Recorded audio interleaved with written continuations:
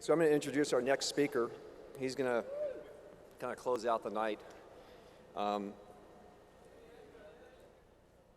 There's a lot of family involved in this. I mean, we have the partnerships. You know, I see kids here. You know, we really are one big family. And this next guy has always kind of said he's known me since I was knee-high to a grasshopper, which is probably true. And there was this one time we did an event in Las Vegas, and I took both of his daughters out on a little excursion through the kids part of the Excalibur, and we came back with, I don't know how many stuffed animals, but he was not very happy about that.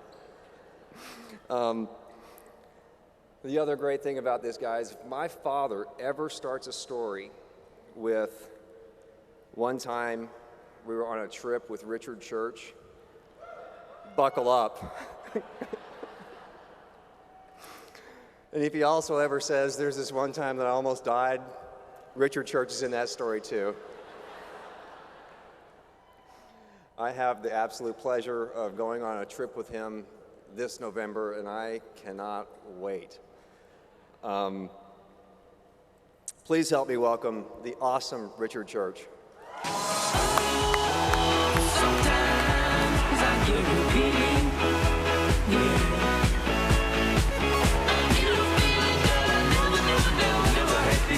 Thank you. Thank you.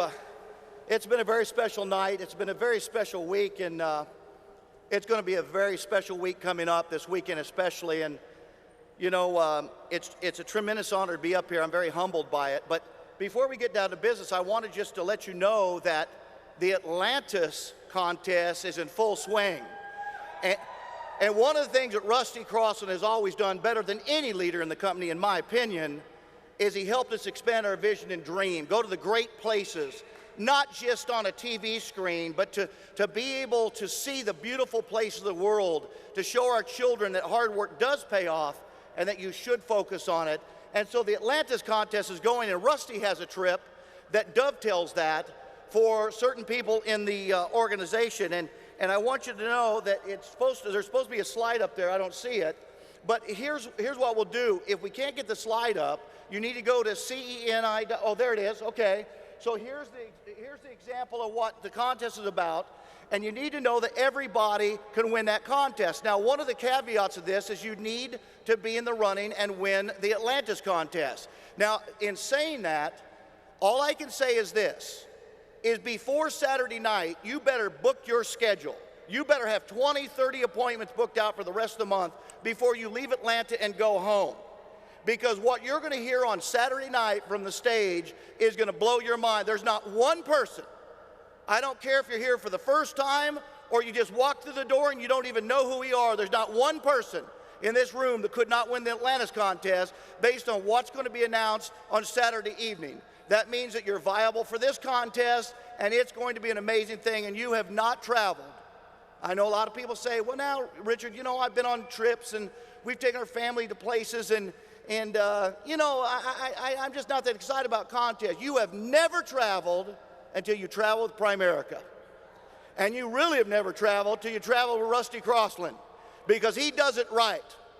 He does not take you to the little places, he takes you to the big places. So you want to make sure that you get on Rusty's webpage, rustycrossland.com, get on CENI.com, and go to his webpage and know how to compete for that and know how to get involved in that contest. The second thing is that Rusty goes to tremendous, tremendous effort to have his broadcast every other month or so where he goes out to thousands of people at great expense. Judd has become an invaluable part of that process, as he is in everything that we do.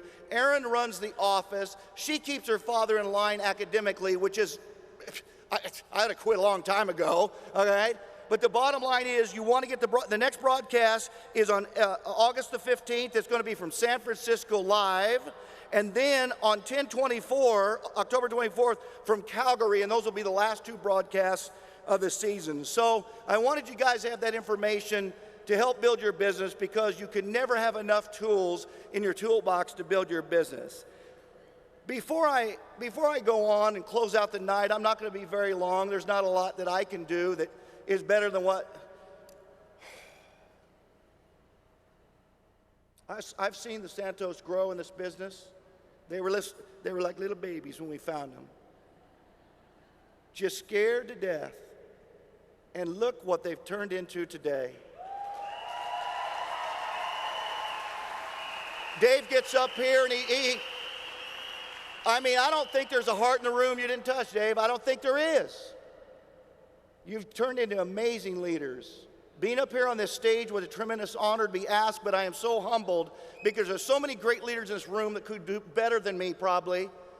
But it's such an honor, and I want to take it serious, and I want to get inside your heart as we close out and go into the weekend. But I also want to thank our team. You know, the one thing that Mindy and I will never, ever, ever back down on is how much we love our people.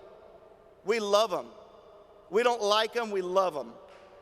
We love them. They're part of our life. We like them more than our own family sometimes. They are the reason why we get up and fight the fight, why we stayed in the fight for 32 years. But I got to tell you, I had a small setback last night. I tried to get in to the millennial party. I put on my Justin Bieber mask, and they said, that thing doesn't match that body. So I had a small setback. I had to move on with my activities. But what a great time we've had. What a privilege it is. And sort of the theme of what you heard tonight, and Jim did such an amazing job, was he talked about our why. And I want to bring us back to that because that's the only thing that really matters. There's nothing else that really matters in your Primerica life, in your life, than your why. But I don't think people really understand what that means. I think they believe it's just something we say from the stage or you hear on a tape. See, my why wasn't very big, I'm embarrassed to say, when I found Primerica at 22 years of age, a dyslexic car mechanic playing in a rock band at night with hair down the middle of my back. I wasn't a candidate. For those of you that may have started out like me, I give you hope. I struggled in everything I did in this business, 5 hours from the nearest office, but I wanted to be somebody so bad that I was going to find a way.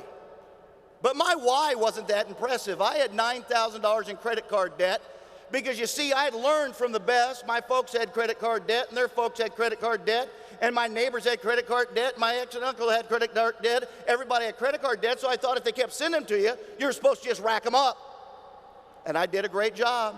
22 years old, $9,000 in credit card debt, and I saw this, and I said, you know what? That's how I can pay off my credit card debt. My why started out so tiny and so insignificant that you should never be ashamed of your why. Don't ever apologize for your why, and I'll tell you why in a minute. You see, from that $9,000 of credit card debt, I didn't start out this business to build hundreds of millions of dollars of assets under management and billions of dollars of life insurance in force and many RVPs, and I didn't start for that. But what happened was the most amazing thing. When my whys began to change, when my family became my why, and I would do anything for my family, I would never look my children in the eye and tell them they couldn't have what they needed or they weren't going on the next trip. I couldn't do that. And fathers, I challenge you in a personal way that you shouldn't do that either. I told many the day we got engaged, you'll never have to work a day in your life as long as you're married to me. Oh, I hear it. But my wife likes to work. Liar, liar, pants on fire. Man, my why became my family. My wife and children deserve the best that I had to offer, and Primerica is willing to give you the best that you need to get there. Without a why, there is no hope. Without a hope, there's no reason. Without reason, there's no result. Without a result, there's no peace. If you could only for one day wake up and not have to worry about money, you would know why. If you could go to sleep tonight and not have to worry about making money ever again, you would understand why a why is so important. It would get you through the next tough appointment, the next recruit that quits, the next no-show, the next dark house. You would get through all that if you could just wake up tomorrow and be financially independent. We've been so financially dependent that we didn't know whether we're going to make it through the day, let alone a week. Financial independence is better, but it's not where my why started out. So be willing to grow and change. Be willing to change your why to something bigger and better. You trade in your car, trade in your why.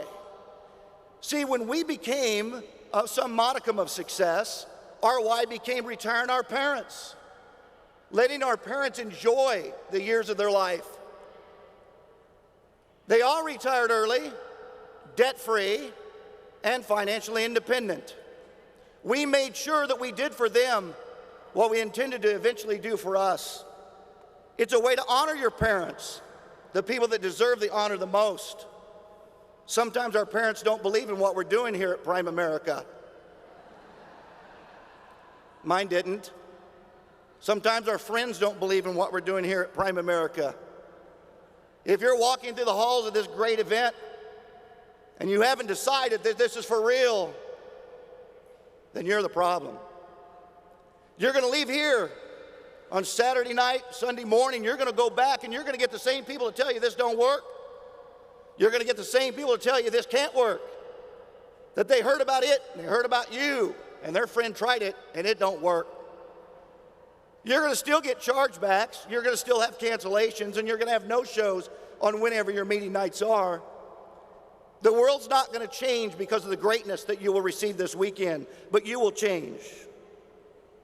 You see, you're here for a reason. You make mistakes. I make mistakes. We make mistakes, but God does not make mistakes. You're here for a reason.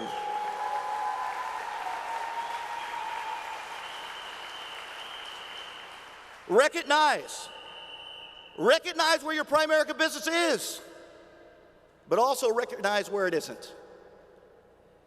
Write down what you need to get better at. After spending 2 days with Art Williams, I wrote a whole page of what Richard Church needs to get better at. A whole page. I was ashamed that it took a whole page of what I need to get better at. But we never arrive. We can never arrive. Because we have to ride together as one team, as one unit, making a difference to thousands and millions, and eventually, hopefully, billions if we do our job right. Realize where you want to finish. That there's so many of you that will anguish this weekend, like Mindy and I anguished going to our first convention by ourselves, sitting in the top of the arena thinking, what are we doing here? How can those people get down there on the floor and on the stage? How do they do that? We have so little skill and so little talent and so few abilities that they must be more special than us. But that's not true. Even if you think it's true this week, it's not true. They just had a bigger why, a clearer why, a more defined why. They knew where they were going. And even though they didn't know how to get there, they knew they would figure it out. See, most importantly, you got to realize and recognize that by paying a small, insignificant price today, you will avoid an awful price later. 70+% of Americans work in 2 incomes in a household. 94% retire financially compromised. Student loan debt over $1 trillion, credit card debt near $1 trillion. The average family underinsured by over $300,000. Social Security checks being garnished because of student loan non-payment. We live in a crisis situation where every human being you stand next to, or talk to, or know of, needs what you do. You are the most powerful kid on the block. So don't apologize for it. Don't be embarrassed by it. Scream it from the rooftops. Tell people what they need to know. Give them what they need.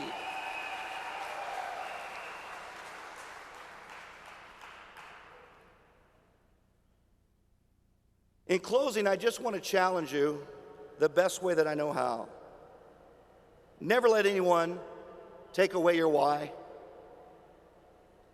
It'll happen, sadly. There'll be people in this room that may not be with us in 2 years because they'll let somebody take their why. They'll muddle the future and confuse them and convolute the truth and the possibilities. But nobody can take your why unless you give it to them. Don't give it to them.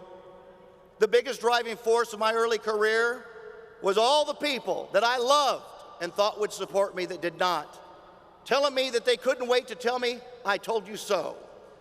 I told you it wouldn't work. I told you it couldn't work. I told you it was a scam. I was never going to let that day come. And I challenge you to never let that day come. Never make them right. Never give them that much credit. Put it back in their face, just like my high school counselor in the 8th grade sat with my parents and I in her little tiny office with her college plaques on the wall and said, you might have to understand the reason why Ricky, that's what they called me in school, is not doing well in school is he's mildly retarded. Well, I don't look very retarded now, do I? And that was an insult to those who are. To put the curse in the 8th grade on somebody and tell them that's why they're not going to make it in life. And you've been cursed, you all been cursed in some way by the people that tear you down every day. And if they're not tearing you down, they're ignoring you, which is tearing you down. If they're not supporting you and encouraging you, then they're tearing you down. You put yourself in that bubble when you leave here. You surround yourself with positive people, even the ones that you love and you care about, your family, the people you think are your friends. You could put a bubble around you of positivity, and you refuse to let anybody in. When someone says no to you, I want you to say, sorry, you can't have my why. Say it. You can't have my why. You can't have my why. When someone says, I need to think about it, I don't think this is for me, you say. When someone says you're not smart enough, educated enough, young enough, old enough, pretty enough, brave enough, tough enough, the right color, the right sex, you're going to say what? You can't have my why. I own it. It's not for sale. You may not like me, you may not follow me, but you can't have my why. It's the only thing I'm going to take to my grave. It's the only purpose I really serve. I'm not going to work for somebody else and give them my why. I'm not going to let them dictate my why. The real why is the reason you're here. If you came to be entertained, you'll be entertained. If you came for some Southern cooking, you're going to have that too. If you came to see old friends, that's probably going to happen too. But this is a great time to focus on learning and growing and changing. And as you change, your why will change, and everything will become possible. Because when somebody says no, you say, what do you say? You can't have my why. God bless you. We love you all. Thank you.